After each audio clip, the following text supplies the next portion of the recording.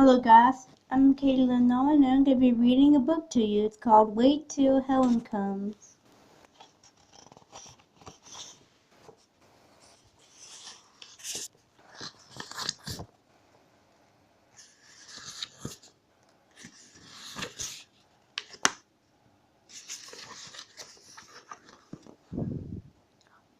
You brought a church? Michael and I looked up from the pile of homework covering most of the kitchen table. I was in the middle of writing a poem for Mr.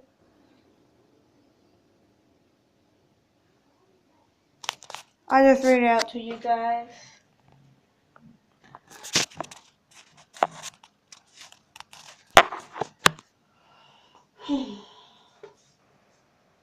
Michael was working his way happily through 20 math questions.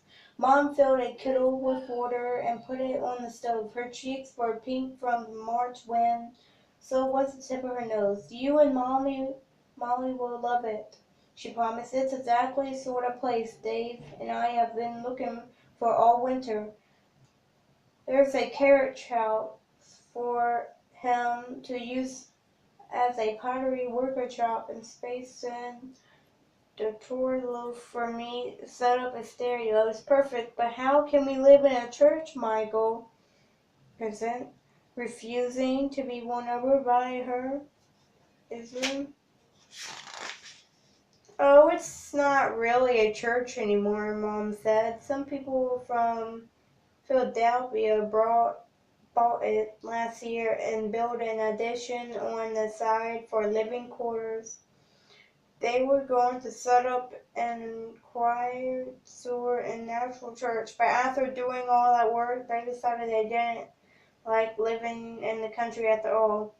Is it out of country? I frowned at the little cat I was doodling in the margin of my notebook paper. Mom smiled and gazed past me at our kitchen window into Miss Overton's window directly across that alley.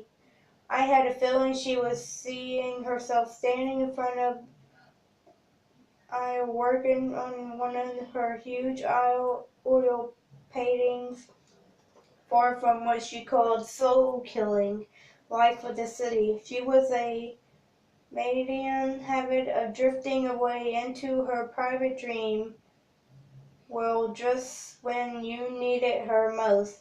Where's the church? I asked loudly. Where is it? Mom poured boiled water into her cup and added honey. It's in Howell, Maryland, not far from the mountains. It's beautiful, just beautiful, the perfect place for painting and pottery. But what about Molly and me? What are we supposed to do while you and Dave paint and make pottery? Michael asked. You promised I could be in the instrument program this summer. I said, thinking about the creative writing class I was planning to take. Will I still be able to? Yes. What about the science club? Michael asked. I'm already signed up for it. Mr. Phillips is going to take us to the aquarium and Science Center and even to the Smithsonian in Washington. Mom sighed and shook her head. I'm afraid you two will have to make other plans for summer. We'll be moving in June, and I can't possibly drive all the way back to Blackmore every day. But I've been looking forward to the science club all year, Michael's voice rose, and I could tell he was trying not very hard not to try. You'll have plenty of woods to explore, Mom said calmly. Just think of all the wildlife you can observe and the insects you can add to your collection. Why, the day Dave and I were there, dozens of squirrels. Mom leaned across the table, smiling, hoping she convinced Michael that he was going to love living in the church way out in the country, miles away from Mr. Philpin's science club. But Michael wasn't easy to convince. Slumping down in his chair anymore, I'd rather stay in Baltimore, even if I never see but cockroaches. pigeons, and rats. Oh, for heaven's sake, Michael, Mom looked expired. You're 10 years old, act like it. As Michael opened his mouth to defend himself, Heather appeared in the kitchen doorway, responding no doubt to her built-in radar for directing trouble. Her pale gray eye roved from Mom to Michael, then to me, and then back again to Mom. From the expression on her face, I imagined she was hoping to witness bloodshed screams against scene of dramatic violence. Why, Heather? I was wondering where you were. Mom turned to her and fussing her voice with again. Guess what? Your daddy and I have found a new place for us to live, way in the country. Won't that be fun? She gave Heather a dazzling rubber room smile and reached out to embrace her. With the skill of a cat, Heather sidestepped Mom's arm and peered out to the kitchen window. Daddy's home, she announced without looking at us. Oh no, I forgot to put the casserole in the oven. Mom ran to the refrigerator and pulled out a egg plate, cheese and tomatoes and butter and shoved it into the oven. Just as Dave opened the back door, bringing a blast of cold March air into the room with him. After giving Mom a hug and a kiss, he swooped Heather up into his arms. How's my girl? He boomed. Heather twined her arms partially around his neck and smiled kindly. They were fighting, she said, darting a look at Michael and me. Dave glanced at Mom and she smiled and shook her head. We was just discussing our big move to the country, that's all. Nobody was fighting, Heather. Mom turned to the cold water and began rinsing lettuce leaves for a salad. I don't like it when they fight, Heather tightened her grip on Daddy's neck. Come on, Michael. I stood up and started gathering my books and papers together. Let's finish our homework downstairs. Dinner will be ready in about half an hour, Mom called after us as she started down the basement steps. As soon as we were safely out of everybody's hearing range, I turned to Michael. What are we going to do? He flopped down on the old couch in front of the television. Nothing. It's too late, Molly. They've bought the church. We are moving there. Period. Grabbing a pillow, he tossed it across the room, narrowly missing one of Mom's paintings, a huge close-up of a sunflower. Why did she have to marry him? We was perfectly happy before he and Heather came along. I slumped behind him, nodding my head in agreement.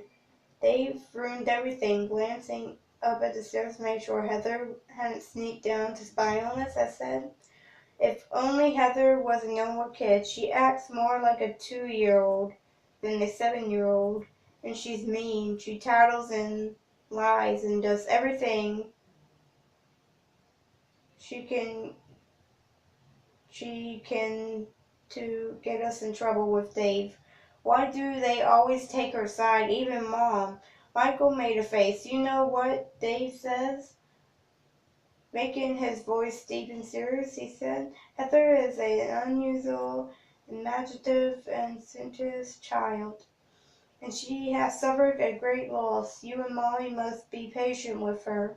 I groaned. How long can we feel sorry for her and be nice to her? I know it must have been horrible to see her mother die in the fire, being so too little to help, but she was only 3 years old. She shouldn't gotten over it by now, Michael. He nodded. If Dave wouldn't take her to a shrink, I bet she would get better. My friend Marina's little brother goes to some guy out in Townsend, and it helps him a lot. He plays with dolls and drawing pictures and makes things out of clay. Hassan, you know perfectly well that Dave thinks of shrinks. Michael, I heard him tell Mom that they all do is mess up your head. Michael got up flipping on the TV to Speed Racer with one eye on the screen. He set about doing the rest of his math while I sat there doodling more cats instead of finishing my poem.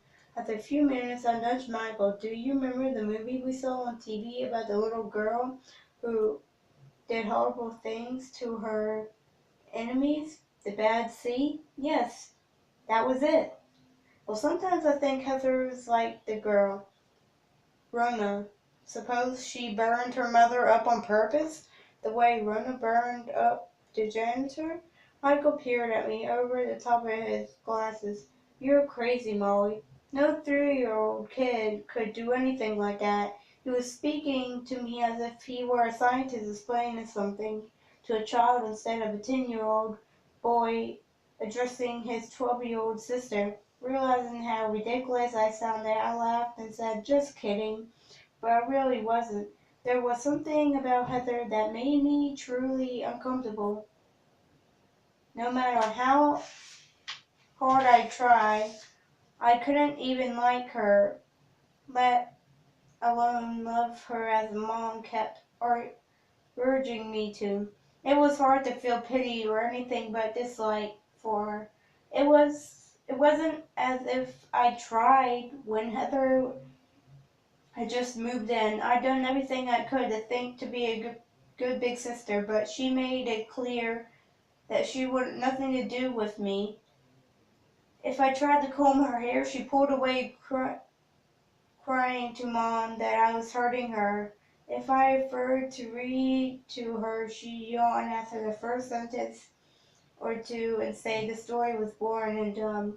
Once I made a mistake of letting her play with my old Barbie dolls, the ones I was saving for my children. She cut their hair off, playing beauty parlor, and ripped their best outfits. She even tore up a family of paper dolls I made for her,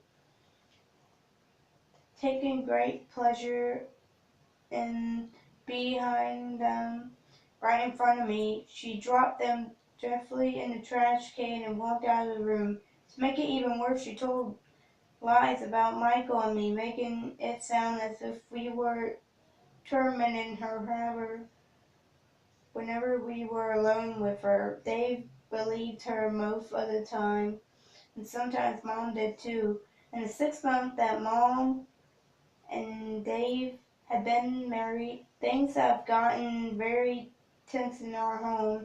As far as I could see, Heather was responsible for most of the bad feelings, and now we are moving to a little church in the country where there would be no escape from her all summer.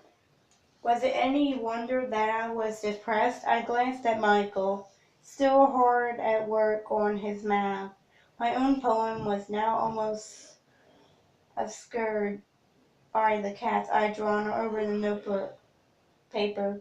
I stared at it sadly, no longer in a mood to continue writing about unicorns, rainbows, and cattle in the clouds. Tearing it out of my notebook, I crumpled it into a ball and tossed it in the speed racer as he zipped past his little car. Then I began writing a poem about real life, something depressing, dealing with loneliness and unhappiness, and the mystery of being misunderstood and involved.